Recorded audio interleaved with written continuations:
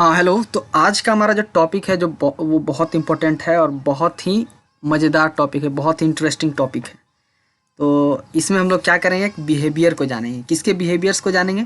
Characteristic properties, जैसे कि acids और बेस के प्रॉपर्टीज़ के बारे में जानेंगे हम। ठीक है। अब एसिड और बेस का भाई प्रॉपर्टी को जानना है तो क्या करना होगा? उसको पहले क्या करना होगा, उसको उस पर एक्सपेरिमेंट वगैरह करके देखना पड़ेगा। डिफरेंट तरह का एक्सपेरिमेंट करना होगा। तो एक्सपेरिमेंट जैसे कि हम स्टार्ट करते हैं 2.1.1 से। यहाँ पे जैसे कि लेबोरेटरी में एसिड्स और बेस को लेबोरेटरी में कैसे एक्सपेरिमेंट किया जाता है, सिंपल एक्सपेरिमेंट कैसे करके पता किया जाता है कि कौन सा एसिड है या फिर कौन सा बेस है, फिर या फिर उसका प्रॉपर्टीज़ क्या है। अब देखते हैं यहाँ पे कि यहाँ पे जैसे कि बोला है कि कलेक्ट कीजिए कुछ एसिड को कलेक्ट कर लेना है। ठीक है। जैसे कि hydrochloric acid, sulphuric acid, acid या बेस दोनों कलेक्ट करना है हमको। ठीक है। कुछ सब्सटेंस को कलेक्ट करना है, सॉल्यूशन को। ठीक है। कलेक्ट करने के बाद हम देखिए कौन कौन सा चीज़ कलेक्ट किए, यहाँ पे इसका नाम लिखा हुआ है, एसिड, बेस एंड सॉल्ट। ठीक है। एसिड और बेस को कलेक्ट किया गया है। अब देखते हैं उसको क्या करना है कि वॉच ग्लास में रखना है। वॉच ग्लास में रखना है और क्या करना है कि उसमें हमको इंडिकेटर डालना है। इंडिकेटर डालना है। इंडिकेटर का एग्जांपल देख लेते हैं। जैसे कि यहाँ देखिए ये सारे सब क्या है, इंडिकेटर है। तो हम जैसे कि क्या करेंगे कि एक एसिड या बेस जो भी सॉल्यूशन रहेगा उसको रखेंगे वॉच ग्लास में, फिर इंडिकेटर डालेंगे, फिर चेक करेंगे कि इंडिकेटर कैसा बन रहा है, ब्लू, रेड।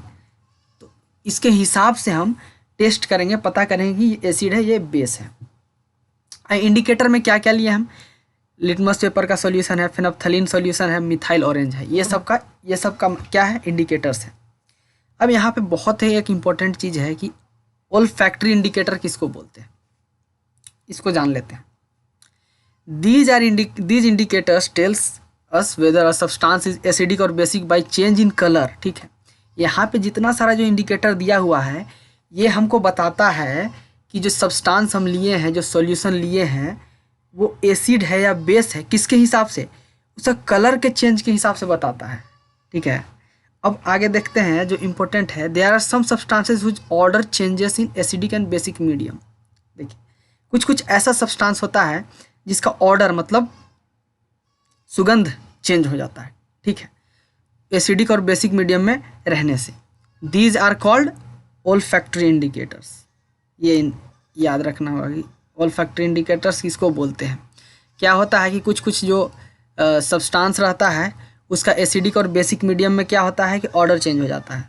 ठीक है। उसी को बोलते हैं ओल्फैक्टरी इंडिकेटर्स।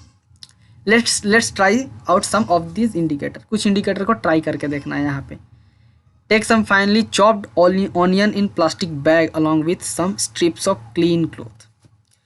मतलब कुछ पूरा क्लीन कपड़ा लेना है, क्लोथ्स लेना है, प्लस उसका ऑनियन का कुछ छोटा छोटा पार्ट ले लेना है। ठीक है। कबाड़ के रख लीजिएगा साथ में। Tie up bag tightly and leave overnight in a fridge. अब बैग को बहुत टाइट बांध के और फ्रिज में रख दीजिए, रात भर छोड़ दीजिए। फिर क्या बोलता है आगे देखते हैं। The cloth strips can now be used to test the acid and bases. जैसे कि ओनियन भी एक क्या है, एक तरह से वो इंडिकेटर के तरफ में काम कर रहा है। तो हम क्या किए यहाँ पे, जैसे कि एक बहुत ही क्लीन कपड़ा को लिए और उसको ओनियन के साथ रख दिए। ठीक है। ओनियन के साथ रखने के बाद बहुत टाइट ये किए, मतलब उसको बांध दिए और फ्रिज में रख दिए। रात भर में क्या हुआ कि ओनियन का जितना सारा ये था, मटेरियल था, मतलब लिक्विड था उसके अंदर, वो क्या हो गया, क्लोथ्स में आपका लग गया, ट्रांसफ़र हो गया। अब क्या होता है कि जो क्लोथ्स में है ओनियन का जो लिक्विड लगा है उसके वजह से हम इसका किस इंडिकेटर के रूप में इसको यूज कर सकते हैं क्लोथ्स को। आगे फिर देखिए take two of this strips and check their odour. 2 odour लेना है और उसका ऑर्डर चेक करना है। Keep them clean surface, put few drops of dilute. अब उसको क्या करना है कि आप क्लीन सरफेस में रख दीजिए कपड़ा को। ठीक है। और उसमें एसिड डालिए। एसिड डाल के देखिए, उसके बाद आपको दिखेगा कि कुछ कलर में चेंज आया है कि नहीं। ठीक है। तो कलर में चेंज आएगा तो आप समझ जाइएगा कि वो क्या है, एसिडिक है या फिर बेसिक है। कलर के चेंज के हिसाब से बता सकते हैं। Rinse both strips with water and again check their odour. Note your observation. अब देखिए एक बार क्या करना है कि एसिड को डालना है, फिर उसका ऑर्डर चेक करना है। ठीक है। कैसा सेंट है उसका, फिर उसके बाद उसको धोना है उसको, फिर उसके बाद चेक करना है। तो ऐसे करके आप चेक कर सकते हैं, ठीक है। अब क्या बोलना है, अब क्या बोल रहा है, now take dilute vanilla essence and clove oil, check their odour. अरे बहुत तरह तरह का चीज़ को चेक करने के लिए बोल रहा है, ये सब चीज़ को, तो ये सब आराम से चेक किया जा सकता है।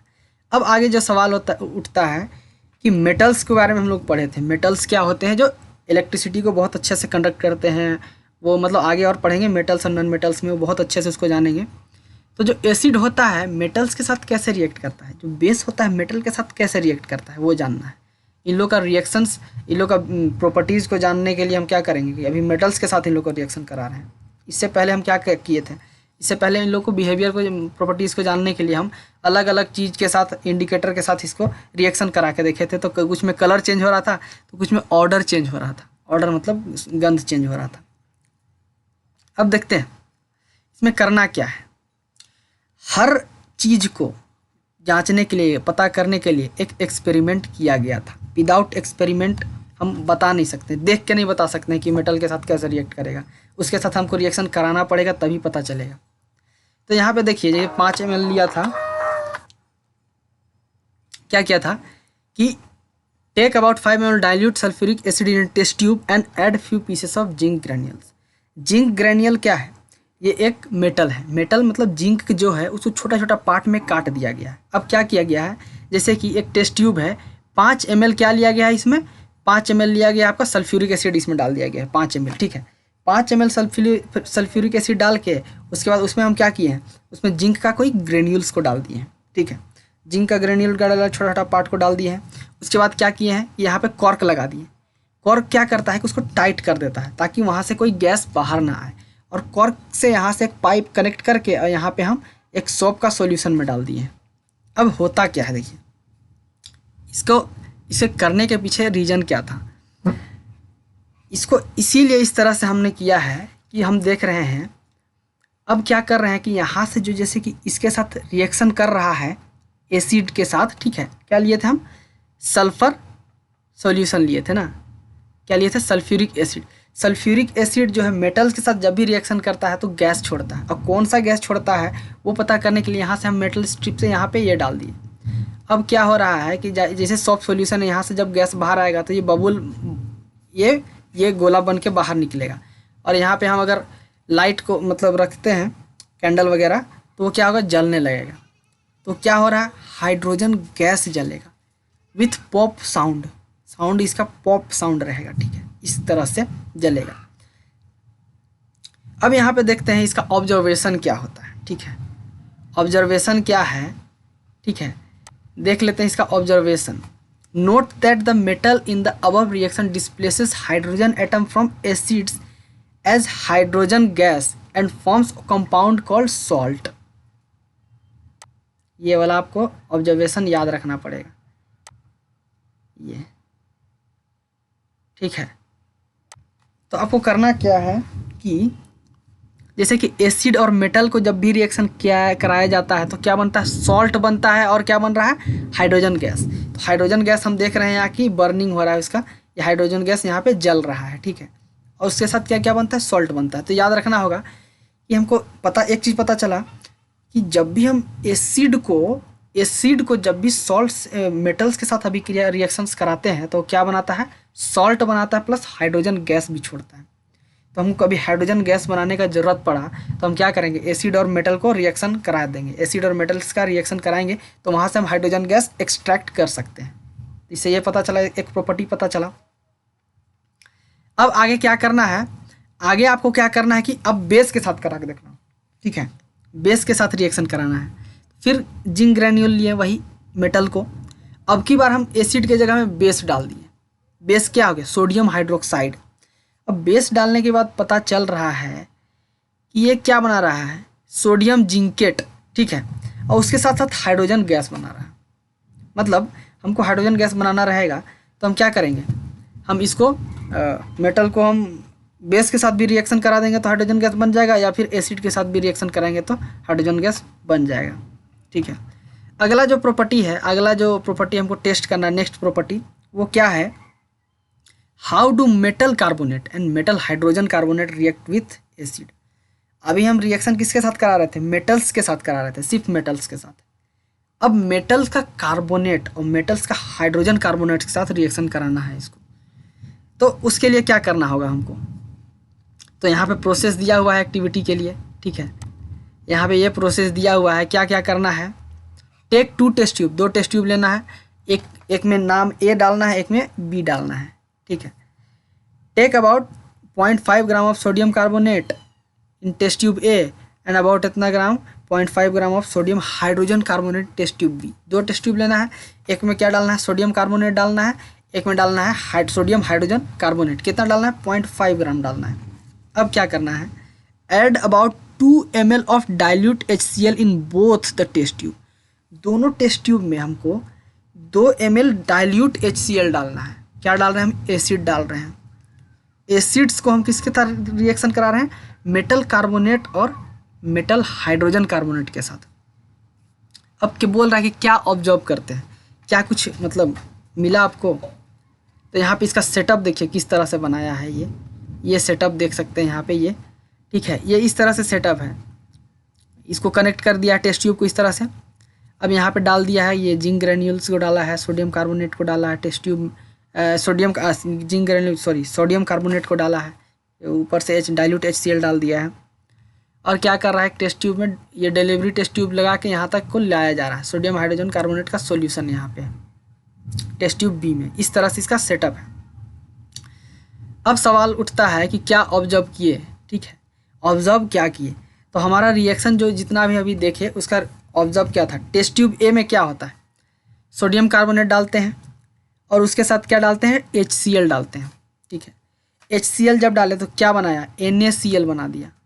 NaCl क्या है, सॉल्ट बनाया, फिर वाटर बनाया, फिर CO2 गैस रिलीज कर रहा है। अभी देखिए जब भी सोडियम कार्बोनेट के साथ हम रिएक्शन कराए हैं एसिड को, तो क्या रिलीज कर रहा है, CO2 रिलीज कर रहा है। तो हमको जब भी CO2 रिलीज करवाना होगा तो हम सोडियम कार्बोनेट के साथ रिएक्शन कराएंगे। सोडियम के साथ रिएक्शन नहीं कराएंगे एसिड को, मेटल्स के साथ नहीं, मेटल कार्बोनेट के साथ रिएक्शन कराएंगे तो क्या निकलेगा, हमको एसिड CO2 देगा, कार्बन डाइऑक्साइड देगा। अब टेस्ट ट्यूब बी में क्या किए थे, सोडियम हाइड्रोजन कार्बोनेट डाले थे और उसमें हम HCl डालें। तो इसमें भी सेम चीज़, वो क्या बनाया, सॉल्ट बनाया NaCl और H2O वाटर बनाया प्लस CO2 गैस रिलीज कर रहा है। तो हमको जब भी CO2 गैस चाहिए तो क्या करेंगे, हम मेटल हाइड्रोजन कार्बोनेट या फिर मेटल कार्बोनेट के साथ अभिक्रिया कराएंगे, ठीक है। इसका प्रॉपर्टी समझ में आया अभी हमको यहाँ से, ठीक है। अब यहाँ पे क्या बोल रहा है, अगर उसको हम कार्बन डाइऑक्साइड के साथ पास करेंगे, ठीक है, जो कार्बन डाइऑक्साइड गैस है, जो ये CO2 गैस है सॉरी, तो उसको अगर हम लाइम वाटर के साथ पास करेंगे, मतलब लाइम वाटर के में डालेंगे उसको, ठीक है, वहाँ से पास करा देंगे, तो क्या बना देगा, CaCO3 प्लस H2O बना देगा, ठीक है। लाइम वाटर से हम कार्बन डाइऑक्साइड को पास कर रहे थे तो क्या बनाया, CaCO3 और H2O बना दिया। आगे देखते हैं, अब जब एक्सेस कार्बन, जैसे कि एक्सेस कार्बन डाइऑक्साइड को हम लाइम वाटर से पास करेंगे तो ये सोल्यूबल इन वाटर हो जाएगा, वाटर के साथ सोल्यूबल हो जाएगा। और क्या बना जाएगा, वाटर के साथ सोल्यूबल करके घुल जाएगा वाटर के साथ, मतलब बहुत ज़्यादा कार्बन डाइऑक्साइड डालेंगे, ठीक है, तो वाटर के साथ घुल जाएगा। यहाँ पे क्या बोल रहा है कि limestone, chalk and marble different form of calcium carbonate. यहाँ पे ये बहुत इंपॉर्टेंट है कि कार्बन का अलग अलग फॉर्म है। ये सब कौन सा, लाइम वाटर, चॉक, मार्बल, ये सब क्या है, ये सब कैल्शियम कार्बोनेट का ही एक रूप है, फॉर्म है।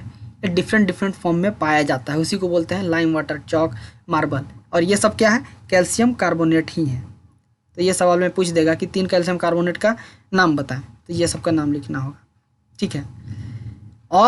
All metal carbonate and hydrogen carbonate react with acid to give a corresponding salt, ठीक है, सॉल्ट देता है यहाँ पे, जैसे कि देख रहे हैं। अब कंक्लूजन हम यहाँ पे देख सकते हैं, इसको कंक्लूड कैसे कर सकते हैं, यहाँ पे देखिए कि metal carbonate, metal hydrogen carbonate किसके साथ रिएक्शन करता है, एसिड के साथ। जब भी रिएक्शन करता है तो क्या बनाता है, सॉल्ट बनाता है, फिर कार्बन डाइऑक्साइड बनाता है, फिर वाटर बनाता है।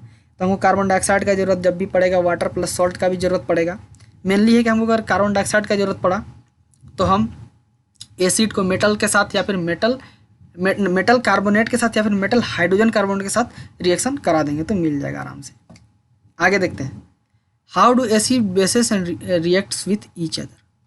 अब तो यहाँ पे हम देखें कि एसिड और बेस को हम अलग अलग चीज़ से रिएक्शन करा कर देखें, लेकिन अब सवाल जो उठता है कि एसिड और बेस जो है वो एक दूसरे से कैसे अभिक्रिया करता है, कैसे रिएक्शन करता है, और रिएक्शन करता है तो क्या बनाता है। ठीक है, तो फिर यहाँ पे कुछ नहीं करना है, सिंपल सा एक्सपेरिमेंट दिया हुआ है। Take about 2 ml of dilute NaOH solution in test tube and add 2 drops of phenolphthalein solution. What is the color of solution? Add dilute HCl solution in above solution drop by drop. Is there any color change for reaction mixture? Why did the color of phenolphthalein change after addition of acid? तो सबसे पहले क्या करना है कि 2 ml NaOH ले लेना है, ठीक है, बेस का सॉल्यूशन ले लेना है। उसके बाद उसमें फेनोप्थलीन डालना है, सॉल्यूशन डालना है, कलर चेंज हमको दिखेगा।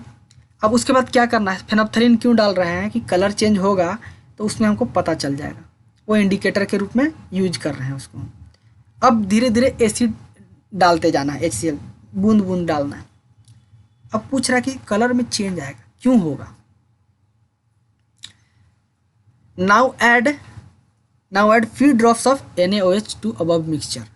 Does the pink color of phenolphthalein reappear? Why do you think this has happened? तो यहाँ पे क्या था कि पहले हम डाले थे NaOH डाले, फिर क्या डाले, फेनोप्थलीन डाले, फिर एसिड डाले, तो उसका कलर चेंज हो गया था।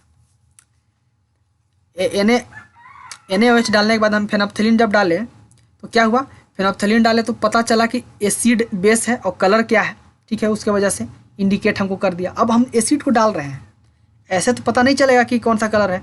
एसिड को डाल रहे हैं धीरे धीरे धीरे धीरे तो देख रहे हैं कि कलर में चेंज आ रहा है, मतलब एसिड और बेस रिएक्ट कर रहा है एक दूसरे से, और रिएक्शन करने के बाद कलर में चेंज आया है। ठीक है, तो क्या करना है हमको, फिर से हम NaOH को डाल के देखेंगे तो ऐसा क्यों होता है। यहाँ पे एक चीज़ बहुत ही इंपॉर्टेंट चीज़ है, समझने वाला चीज़ है, बहुत ज़्यादा ही इंपॉर्टेंट है कि जैसे कि हम क्या करते हैं कि पहले हम एसिड बेस को डालें, उसमें एसिड डाल रहे हैं तो उसके वजह से कुछ रिएक्शन हुआ जो उसकी वजह से कलर में चेंज आया।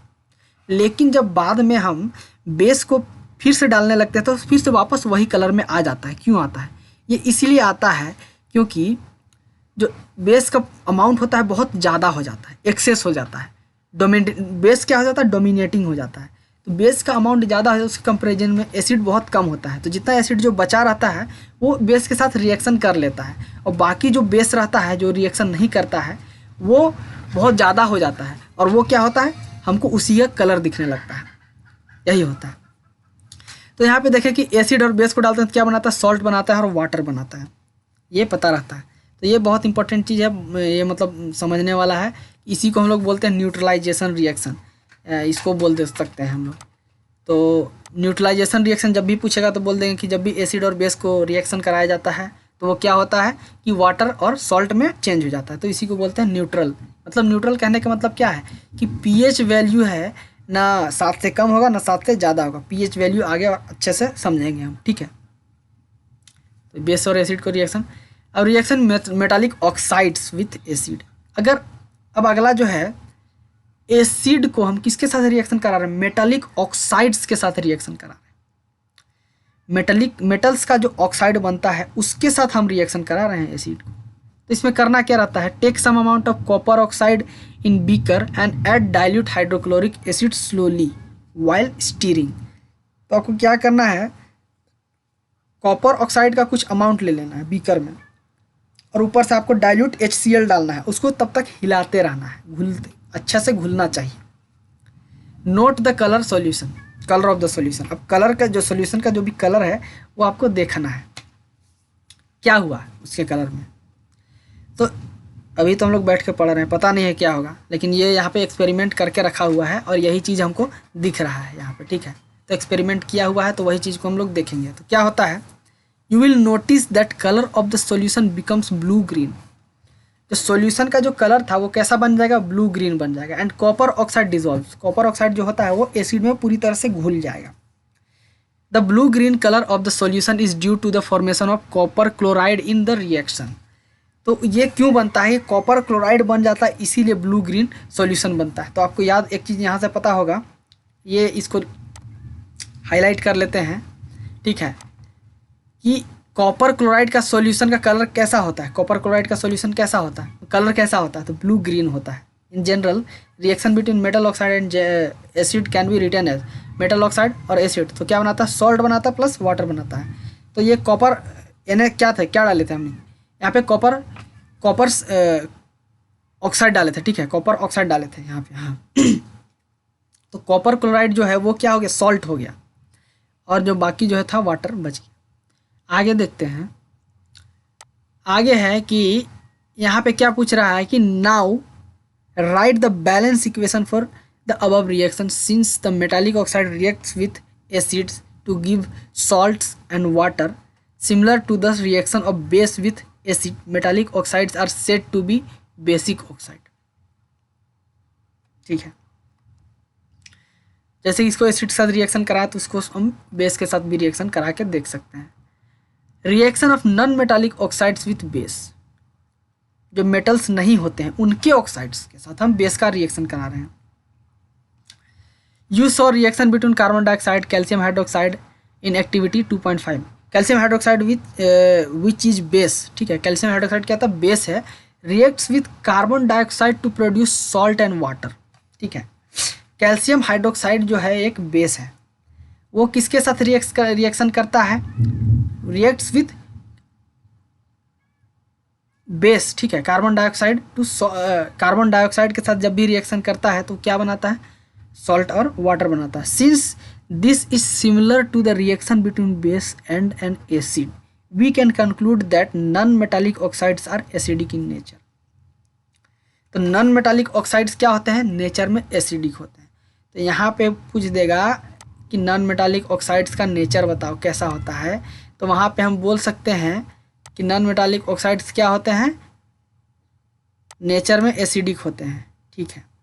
तो ये वाला हो जाएगा, नॉन मेटालिक ऑक्साइड क्या होते हैं, नेचर में एसिडिक होते हैं, तो इसको हाईलाइट कर दे रहे हैं, ठीक है। अब आता है आज का ख़त्म हो गया, मतलब अब सवाल आता है, Why should curd and sour substances not be kept in brass and copper vessels? तो अभी देखें, एसिड जब बेस के साथ मेटल के साथ रिएक्शन करता है तो क्या बनाता है, तो ये जो ब्रास है और कॉपर है ये क्या है, मेटल है क्या, अगर मेटल के साथ रिएक्शन करेगा तो क्या बनाएगा, हाइड्रोजन गैस देता है। अब दे देगा तो और प्लस क्या बनाता है, सॉल्ट भी बना देता है शायद, तो ये दिक्कत हो जाएगा हमको। Which gas is usually liberated when acid reacts with metal, acid जब मेटल के साथ रिएक्शन करता है तो कौन सा गैस निकलता है, बाहर आता है। जैसे कि यहाँ पे देखिए हम मेटल के साथ एसिड को रिएक्शन कराए थे तो कौन सा गैस बाहर आ रहा था, हाइड्रोजन गैस बाहर आ रहा था। जैसे कि नॉन मेटल के साथ या मेटल के साथ रिएक्शन करा रहा था, क्या आ रहा था बाहर, हाइड्रोजन गैस बाहर आ रहा था। तो यही पूछ रहा है यहाँ पे, कहाँ गया, यहाँ पे मेटल है तो हाइड्रोजन गैस बाहर आता है। तो इसीलिए हमको ब्रास और कॉपर में क्यों नहीं रखना चाहिए, क्योंकि वो उसके साथ कर्ड क्या है, ये क्या है, एसिड है। एसिड जब उसके साथ रिएक्शन कर लेगा तो हमारा जो ये कर्ड है और ख़राब हो जाएगा, खाने लायक नहीं रहेगा। Illustrate with an example, how will you test for the presence of this gas, इस गैस का प्रेजेंस मतलब कैसे पता कीजिएगा कि हाइड्रोजन गैस होता है। अभी पर हम एक एक्सपेरिमेंट किए थे, वही आपका एक एग्जाम्पल हो गया। उसी तरह से टेस्ट करना है, उसको जला के देखना होगा कि इसके साथ सॉफ्ट सॉल्यूशन के साथ हाइड्रोजन गैस को पास कराना होगा, वहाँ से बबल बनेगा और ऊपर आपको क्या रखना है, कैंडल रखना होगा। जब भी कैंडल से बबल टकराएगा तो फूट जाएगा, उसके अंदर जो गैस रहेगा वो उसको और जला देगा तेज़ी से, पॉप साउंड आएगा वहाँ पे, पॉप साउंड के साथ, ठीक है। Metal compound A reacts with dilute hydrochloric acid to produce effervescence. The gas evolved extinguishes a burning candle. Write a balanced chemical equation for the reaction if one of the compound formed in the calcium chloride. इसको आप लोग घर पर try करके देखिएगा। तब तक के लिए ठीक है। अगला जो हम टॉपिक पढ़ेंगे वो क्या है, What do all acids and all bases have in common, मतलब एसिड्स और बेस में कॉमन क्या होता है वो अगले क्लास में पढ़ेंगे हम।